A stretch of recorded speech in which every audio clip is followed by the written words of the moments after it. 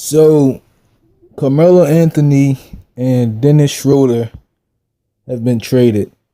Anthony going to the Atlanta Hawks and Dennis going to the Thunder. And I'm going to start this off with Melo.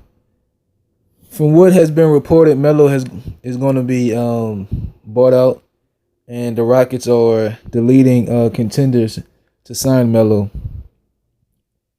To me, Melo can help the Rockets offensively, maybe, because they use a lot of isolation in the offense. Basically, the offense is Chris Paul or James Harden get past their man and then either go to the bucket, lob it up to Capella, or pass it out to a three-point shooter. And what Melo can do is when those options aren't working, he can maybe get right here in the mid post and maybe generate you a bucket.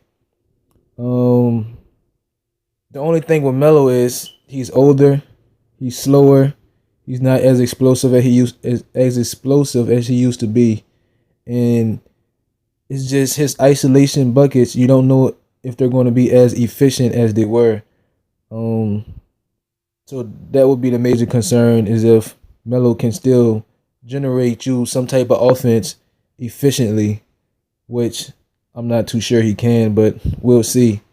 The downside to this trade is that even though James Harden played pretty decent defense last year, you now have two guys who aren't exactly known for playing defense. We see James Harden can play defense when he wants to, but with Melo, he was awful last year with OKC, and pretty much if the Warriors and the Rockets face off in the playoffs again, the Warriors are going to pick on Carmelo Anthony, and they're going to try to get him one-on-one with Kevin Durant or Stephen Curry, and I don't see that turning out good for the Rockets.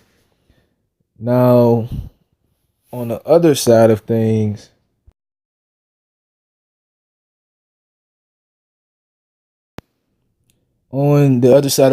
you have Dennis Schroeder going to OKC. And I think this was a good move for OKC because you basically upgraded your backup point guard with Schroeder over Felton. Another thing I can see possibly happening is Schroeder being inserted into the starting lineup and you letting Russell Westbrook play off ball at the two. The only thing about that is that Schroeder is not a great shooter. He is 32% for his career, which is not very good. And he only averages about 5 assists for his career, which is also not very good. It's okay, but it could be better.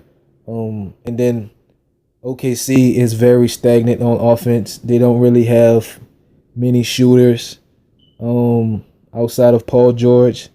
So if they do a lineup with Dennis Schroeder, Russell Westbrook, Paul George, Roberson, and Jerry Grant, if you're going small, or even Steven Adams, if you want a big at the center, you're not going to have a lot of spacing, which can cause a lot of problems for you on offense. But on the other side, on defense, I can see the Thunder being at least a top five.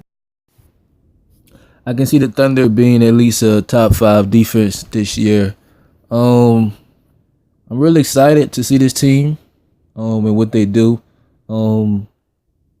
With Westbrook, running in fast break, and Schroeder initiating the offense, letting Westbrook take off, possibly getting easy transition buckets, and using his athleticism even more in the fast break, because he doesn't have to stop and wait to get the ball. So with Schroeder, pushing it, and you have Paul George and Westbrook and Roberson or Jeremy Grant running the wings, that could be really exciting, and they could be a tough out in the playoffs this year.